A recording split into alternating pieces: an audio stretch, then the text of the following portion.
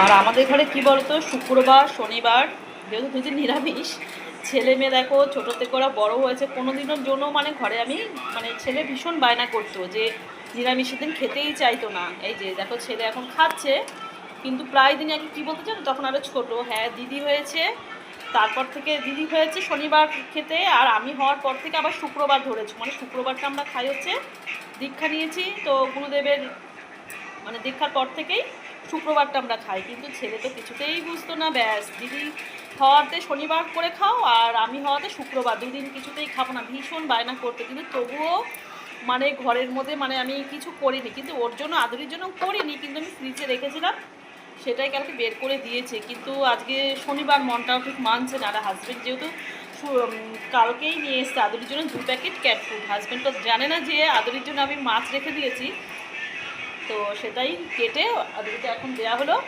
আর অর্ধেকটা রয়েছে, রাতে হয়ে যাবে, সে কারণে আর আদুরিটার মাছ দিলাম না। দেবো